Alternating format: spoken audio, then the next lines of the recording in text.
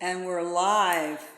This is Oracle Divination Network by way of the Hero Program. And I am your host today, Sherelle M. Garth. Thank you so much for tuning in to my live recording on YouTube. I am so glad that you are still following me. I'd like to say that we are going to continue with talking about parent resource centers. I gave you a little tidbit about the foundation of setting up your own parent information center for those of you who would like to answer those RFPs and be a recipient of a grant. That particular workshop is out there. This is going to get into the nuts and the bolts and to the nitty gritty of running your everyday practice of your in-home or outside of your brick and mortar building, maybe in a rented space that you may have prepared. Most resource centers can start from the home. And that's why I made it a note to talk to you about parent resource centers for those people who would like to form 501c non-for-profit status.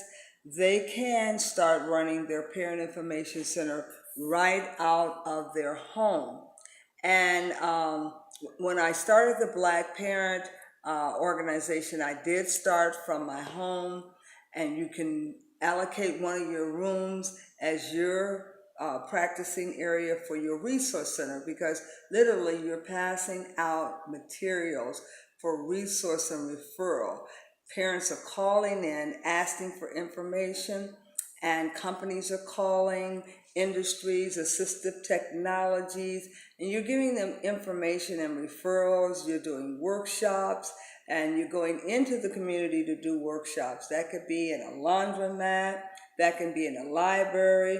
It doesn't have to be a designated place that you have rented out and spent money for. Remember, you got to keep your budgets down. And today we're going to get into the nitty gritty of running a parent resource center. Now, why am I so much on this? Because I did run a parent resource center for my home for Chad chapter, and I actually assisted 4 different villages: Hoffman Estates, Bartlett, also at that time Hanover Park, and Schaumburg. And this was for a psychiatrist group who work with attention deficit with hyperactivity. And we actually formalized the group with all parents and one psychiatrist. And one of the things that we're trying to do is pick up the slack, because if these young men are going to be over inundated in special education departments, you definitely want to provide services like a resource and referral center for them. And besides, it will put you in these children's lives, mothers, and it will allow you to develop a skill yourself as a surrogate advocate, where you can use your skills to mediate or to also arbitrate for families that need help with their children. Now, I named this Parent Resource Center in a nutshell because this will be basically the materials you're going to be learning from to learn how to run and operate a parent information center. Now, I've been involved with this for quite a long time, so I have a lot of stats and a lot of materials that I've developed, and I'm going to show you some of the materials that I developed over the years, not alone, of course, but with other team members and participants from other walks of life, from other centers who were running their parent information center from other states. And these young ladies are in my videotapes. That is a television ready show that we will be marketing soon.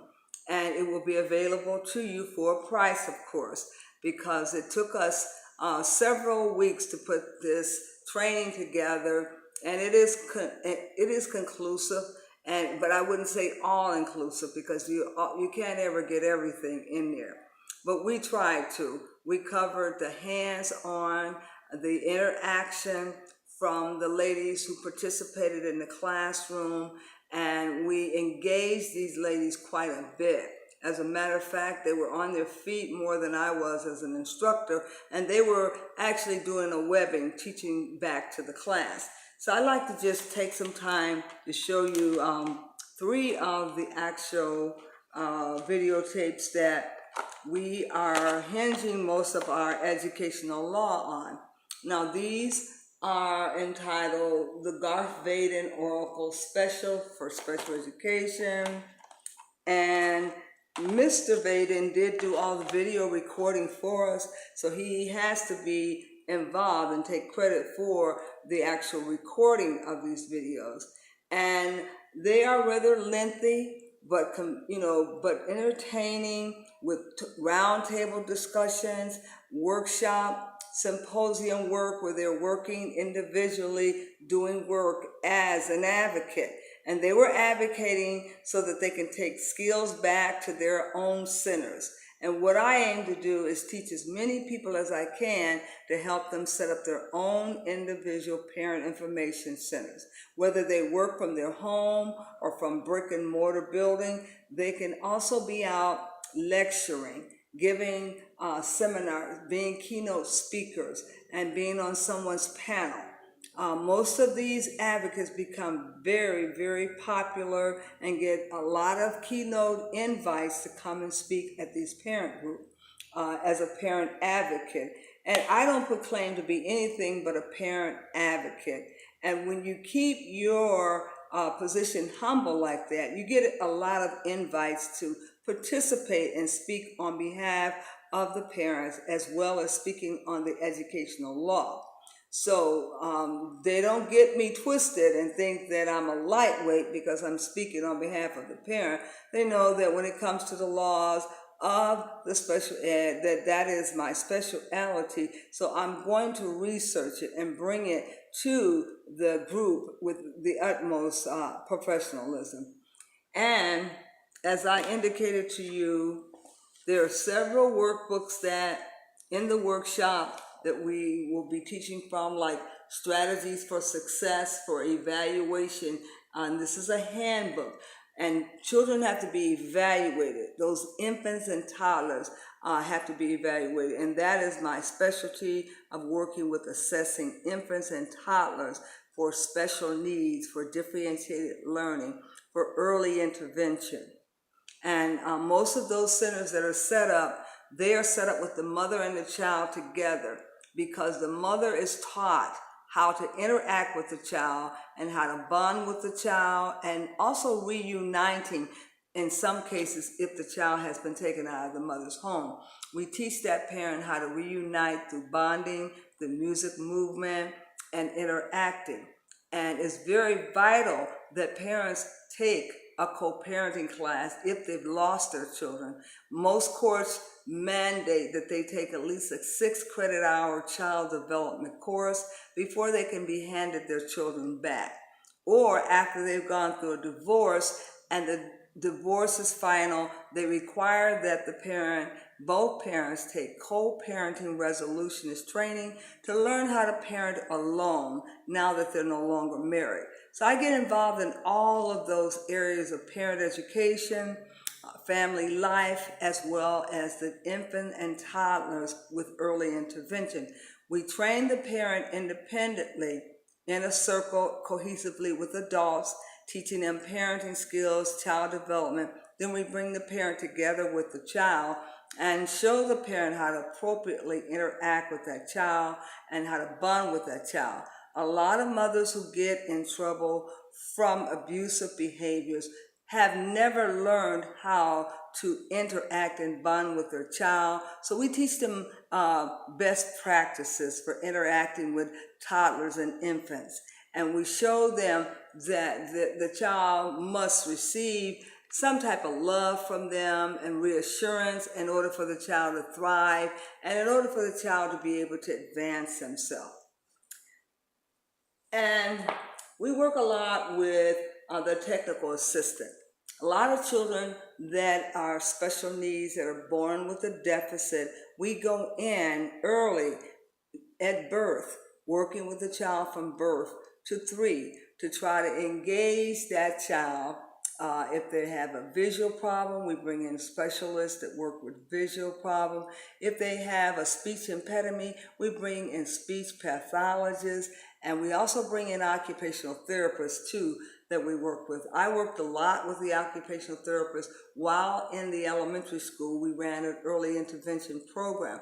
And this is to diagnose and to assess early on so that the child can get the treatment they need right at the hospital. The parents are connected to all sorts of resources and referrals, and that's when your center comes in. We might even refer them to your center for materials. Now, why technical assistant? Who thinks that we don't need technical assistant? Well, I would say you would, because a lot of these children have handicaps where they need technical assistance to help them to engage normally and function in educational settings with whatever tools they need to help them. It might be a prosthesis for their leg. It might be a special prosthesis for their hand if they're not able to use their hands or fingers. A lot of children are now getting false fingers that are put onto their fingers, and they're able to manipulate that because of technical assistance. Technical assistance is a fun department to watch grow because they use robots, they use all kinds of technical and IT to build these apparatuses for these children who are being born with deficits. And as I told you before, we believe in early literacy. So within the language school that I have, the Buddy School, it focuses in on early literacy because a lot of children have speech impediments, and sometimes they get mistaken for learning disability when they are really a speech impediment and can be apprehended through given therapeutic work with speech and language arts. Now, as I told you, we're going to talk about Parent Resource Center in a nutshell, but before we get to that, let's take a look at the Indiana State Board of Education. This is what is used for the Indiana State Board of Education, Special Education Rules, Title 5, 11, Article 7, and Rules 17 through 31. And they refer to this as Article 7. This is like a Bible for the state board, for the Indiana State Board of Education. It's like a Bible that they refer to. And we keep this handy to find the laws. And then there is,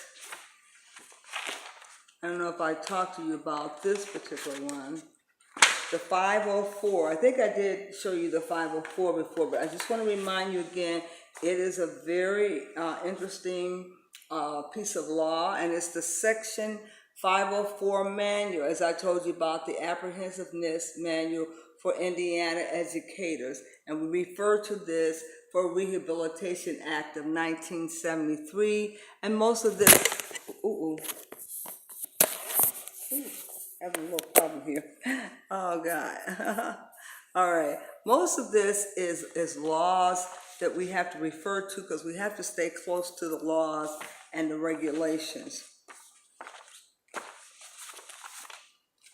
Now, for the benefit of those people who are school teachers, some of you might even know about a surrogate advocates. You might even have been involved in the training. And up in Maryville and Gary, Indiana, the surrogate training was being offered for free. As a matter of fact, the state was actually paying any individual that wanted to become a surrogate advocate $150 to take the training and to become a surrogate advocate.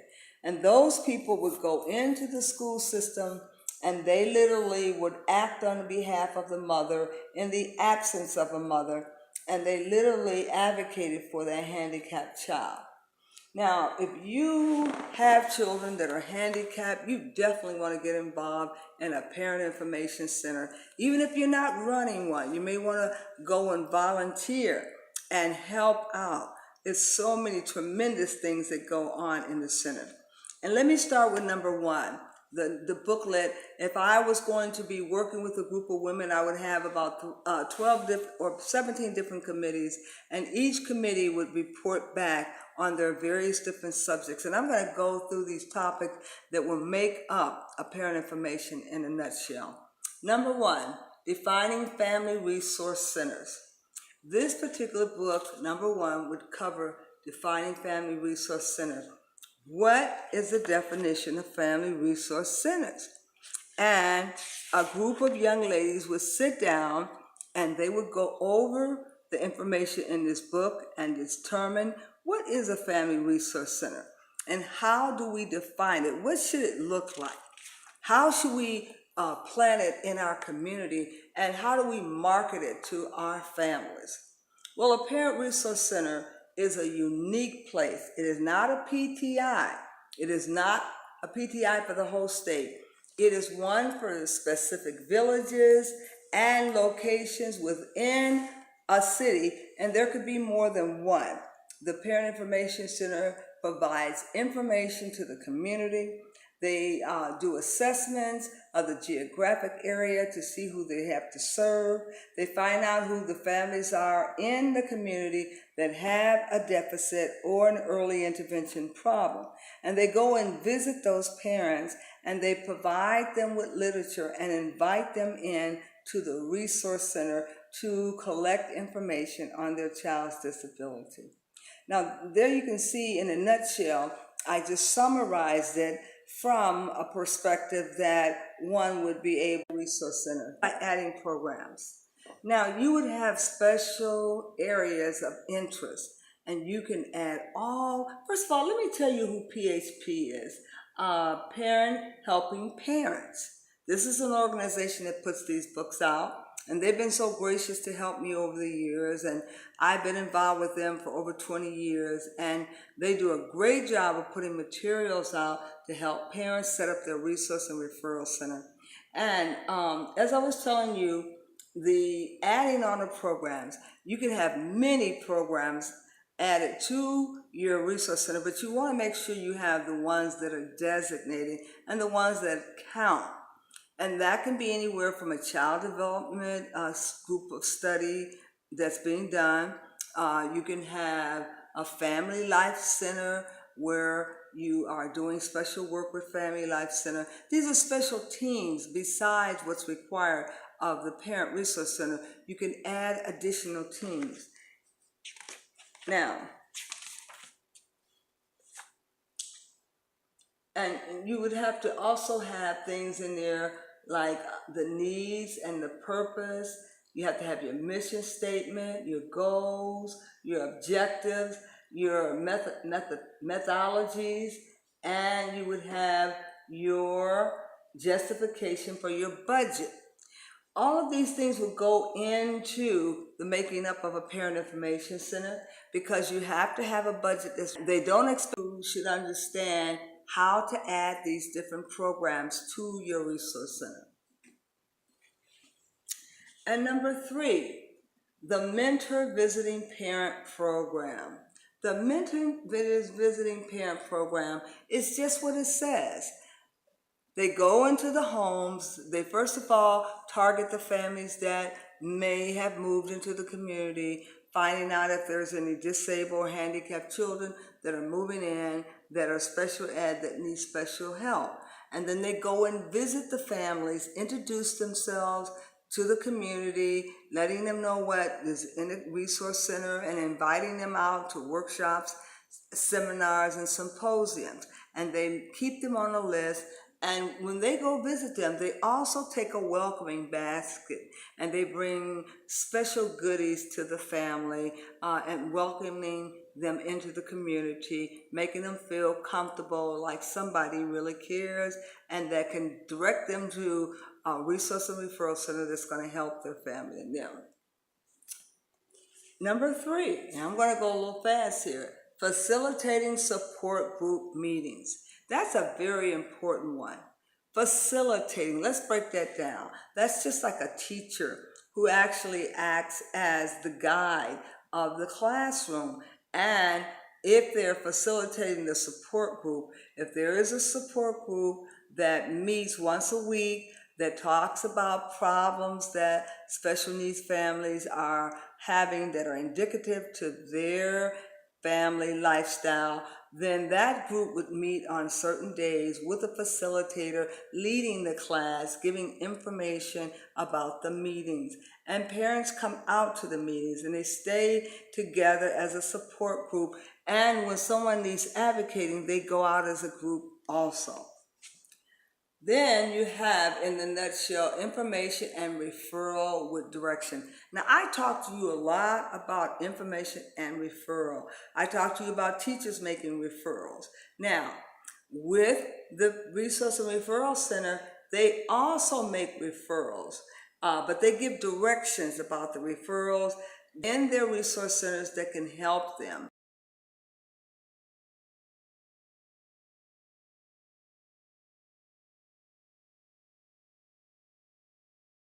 May need, and they refer them on for further assistance. Number 6, parent-child bonding gift. And I talked a little bit about bringing a gift with you when you go for visiting. Now, these are specialized gifts that you would probably purchase ahead of time, and you would take these gifts to the home when you paid them a visit and introducing your program to this parent's family and inviting them out to come to the center. But the gifts are always important because they may be a gift certificate, they may be something they can use, and that's valuable, that can help them along the way since they're brand new in the community. Number 7, developing and maintaining information packages. Now, you have to have information packages ready and have them set aside because families move to the community rather rapidly, and you have to have everything already paired off, ready to go, so when you go out into the community, you can take these ready-made packages that are put together, telling them about your center and the type of services you offer. And may I remind you, you just don't generically scratch your head and come up with things that you're going to offer in your center. The state regulates what you need to offer as a startup, and they give you some of the things that you are going to offer in your center, that you have to offer, and you might be able to have special groups and teams in addition to that. So you don't want to overburden yourself with special groups because you have a lot of mandates already by the state. Number 8. Number 8 is a Unity resource file. Now, that means that you got to keep files and records, and you file away all of your material under certain categories, and you file away information on the families that you service. You must keep good records. Unitarian resource files are put aside for the group, and you're taught how to put these Unitarian files together.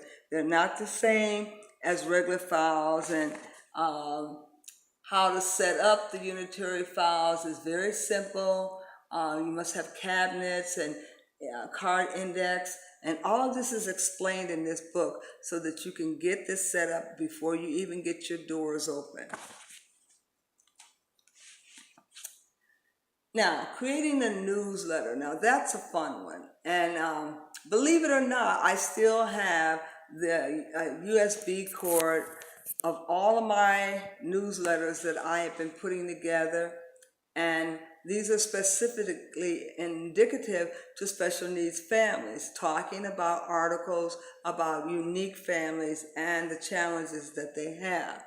And you can create your own newsletter based on the surroundings of the people. You can take articles that people want to submit and fill your newspaper with articles. And you can write a column of your very own about issues or concerns that you have in your specific community. But you have that material available for the parents to come into your library and sit down and to read it. Now, let me tell you what is so unique about having, you could also ask to have your center in the lobby of the hospital or in one of the rooms, because in the hospital, they do have family life therapists that work with special needs children and who have handicaps.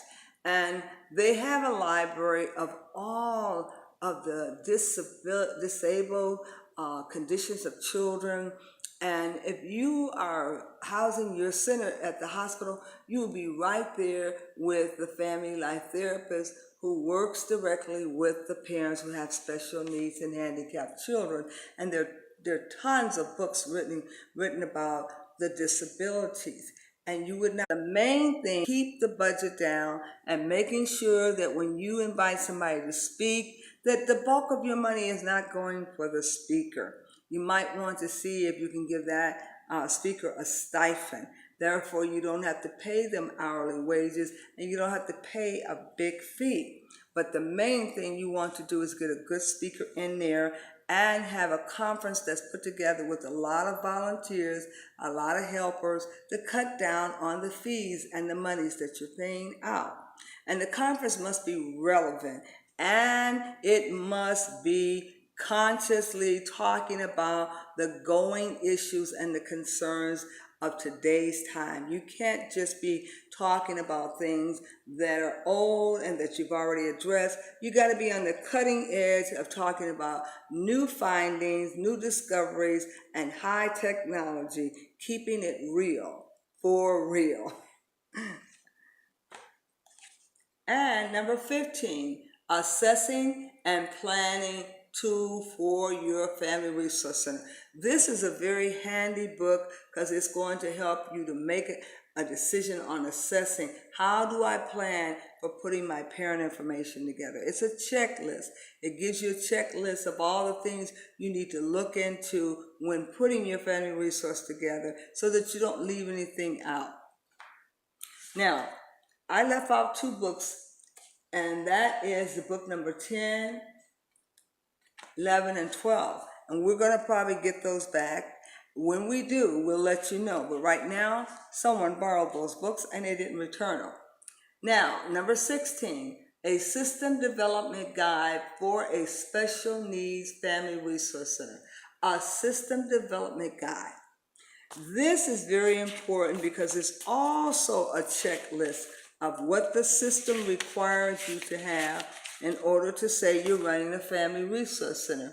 And the agency's program, parent-to-parent mentor, information and referral, direction, support groups, as I said, peer and professional counseling, service coordinator, parent training, special needs library, assistive technology, speaker, bureau, public, and that speaker bureau, you would have names of people that could be good speakers.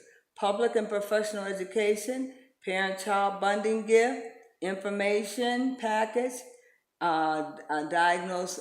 diagnosis for the issues, and recreational, vocational, and socialization programs.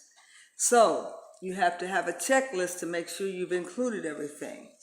And then finally, number 17, guidelines and minimum requirements for a family resource center. You just can't say you're a family resource center without at least meeting the minimum requirements, because there are some criteria which determines that you are a resource center and that you're servicing some people.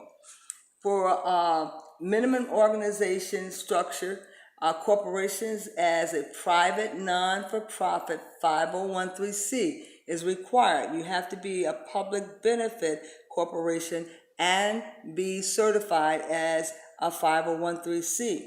Secure state and federal tax exempt status. Develop a board of directors. You must also remember that the board is about the business side, and you also make sure that you have some families on your board that have special needs children. Community leaders should represent 49% of your board, 49%. Parents must represent at least 51% of the board. Isn't that interesting? Essential standing board committees include program funding. Create a local advisory board as well. The executive board is necessary. Funds development director, secretary, clerk, administrative assistant, information coordinator, trainer, counselor, coordinator of volunteering. So there's a lot that involves setting up your parent information center. And pardon me 1 minute while I take off my jacket here, get a little warm in here. Ooh, a little parched. So, there you have your 15 areas. And we did say that we are going to readdress 11, 12, and 13. Excuse me, 10, 11, and 12. And I will tell you what they are so you'll know what those 10, 11, and 12 are. Okay, number 10 is working with better ways of breaking the diagnostic news to the parent. And let's see. Okay, the modern arts of caring for families. Number 12, setting up a sibling therapeutic fund program. So there's a lot of stuff that goes on in parent information centers. And boy, they become like a parent life center where parents can go and get all kinds of help and information. And it is a place where you can start from your home and you can start servicing some of the families that have special needs. But if you want it away from your home, you can also rent a space in a library and open it up to the public. It must be available to the public. You just can't have private membership there and not be able to let the public come in. And that's one of the stipulations. Now, I've given you quite a bit of information for your Parent Information Center, and you can begin starting the process of putting it together. And that is something that I have done as my hobby for over 30 some years as a teacher who runs programs in the community for parents and families with special challenging needs.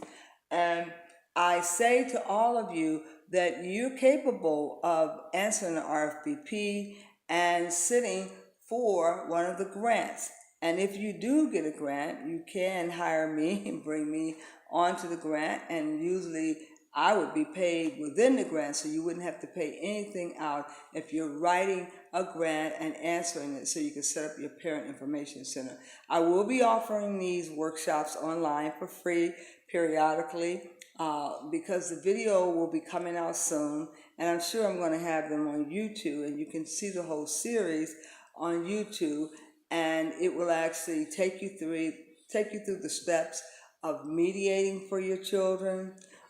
If you have to go to arbitration, what the process is, and then finally, if you can't get any satisfaction and you have to go through due process hearing, it will show you all those procedures. And it is very hot in here, ladies and gentlemen, and I got to turn the fan on. Hold tight.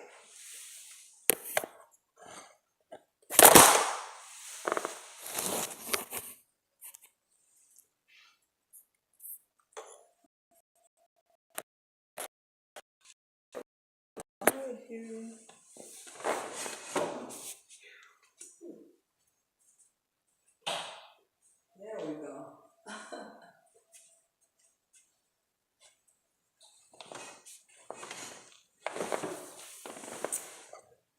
All right, I'm going to talk myself in a corner over here. But once again, I wanted you to know that it is possible for you to run a Parent Information Center. And it's very vital that Black African American parents should get involved with those resource and referral centers. Be a part of the establishment so that you'll know what's going on in your child's life if they've been diagnosed as a special needs or differentiated learner. And it's very important that you should go to workshops when you see them being advertised for parents with special needs. Go to as many workshops as you can to get more skills and knowledge under your belt, because you're going to need it if you're going to track your child all the way through high school. And some of you have been following your children on to college who have used their SSI to fund their education for going to college. Yes. Now, I can't take any questions now. I wish I could, and then I could actually see you guys let me see here. Let's see if I can take any questions.